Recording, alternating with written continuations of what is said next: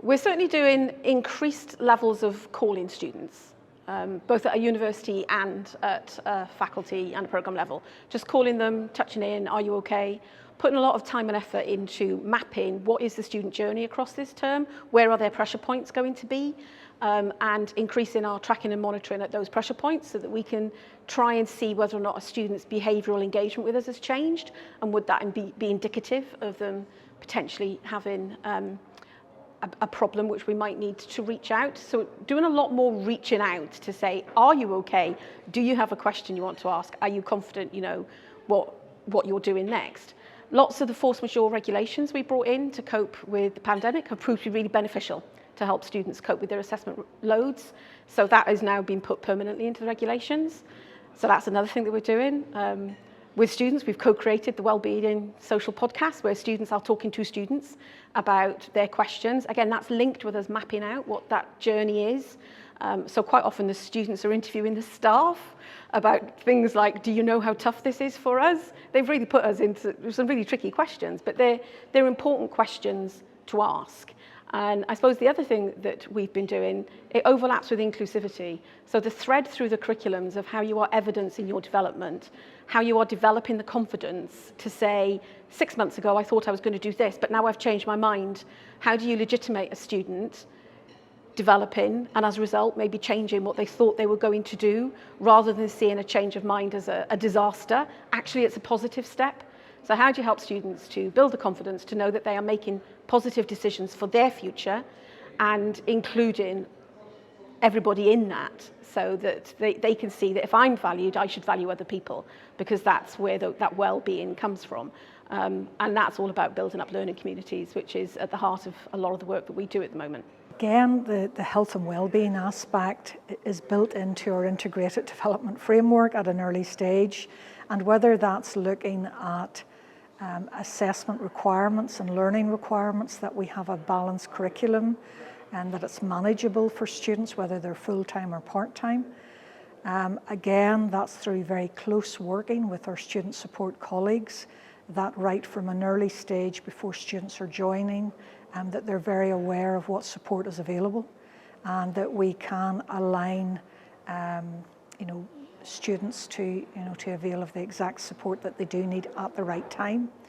I do think our staff play a key role in that as well, in terms of within modules, being available, and whether it's assessment clinics and those additional tutorial support sessions to try and pick up where a student is struggling or feels that they need a little bit more additional support.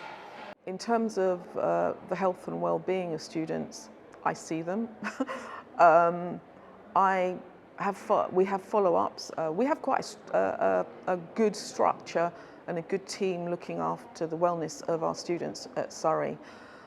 We have a senior tutor, and so as long as everything's sort of relatively normal, we as the tutors will deal with any wellness issues.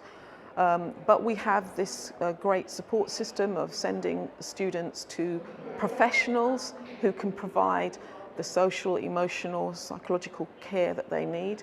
And we have a senior tutor that we can send students that need immediate and urgent sort of support. And she's very well equipped to take over from us, because there is a line, we're not the professionals when it comes to wellness. We will know if there's a problem and somebody else needs to take over. So we're very much the sort of triage, I would say. We can make things welcoming, etc., but actually we're not the professionals. We also have a really good wellness centre, which provides one-to-one specialist help to our students. Surrey, I would say, has really good pastoral care. We take the pastoral care of our students quite seriously, and the Deputy Dean and our Director of Learning and Teaching has put in place things, not just for the teaching and learning, but for the well-being of our students. Well, we're very fortunate because we're part of a collegiate university, and students have access to student support teams in their colleges. They have access to central support teams which can help with issues, for example, around mental health. But within the business school, we also make use of this by trying to signpost clearly to other teams within the institution, but we also make sure that each student within our school has access to an academic advisor. So students are able to raise issues with their academic advisor and receive signposting to the most appropriate avenue of support. And one of the things that the pandemic has really underlined to us is that students do have many possible avenues of support, and a key priority for us is making sure that we provide prompt and appropriate advice so that students can receive help, support and guidance when they need it, whether that's for their academic programme of study or pastoral support around wellbeing issues. In supporting the health and wellbeing of students, we have a number of staff representatives that have a first point of contact with students for whether that be for specific learning difficulties or for any personal challenges that they may be facing beyond their learning. So in addition to that, we've been making sure that the environment in which they're learning gives them opportunity to share, to discuss, and to feel engaged with the programme of study. So it's really important for us to engage with our Students' Union in this activity and engage with student societies to ensure that all of our students are giving ample opportunity to share their thoughts, feelings, and to know that they have multiple opportunities or multiple touch points in which to raise any issues or challenges that they may be having. And again, I think that our narrative or our ethos is to keep an open conduit for conversation with our student bodies, with our students, with our stakeholders, to ensure that we understand the challenges that maybe that they are facing. So certainly as we come into or go through the assessment period at the moment, we are preparing all of our staff to be aware of their students, whether it's their personal tutees, whether it's the students within their modules, anyone that may be showing signs or symptoms of not being too well, and that wellness definition is quite a broad one. Then we have a reach out approach to those students to engage and just to check that they are coping with the challenges that are inevitable in the pressures under assessment period.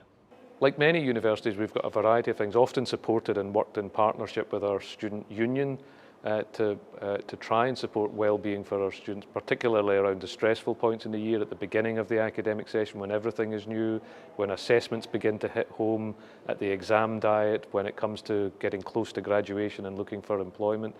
And there's a whole variety of things, drop-in sessions and services that we offer as a university and in partnership with our student union.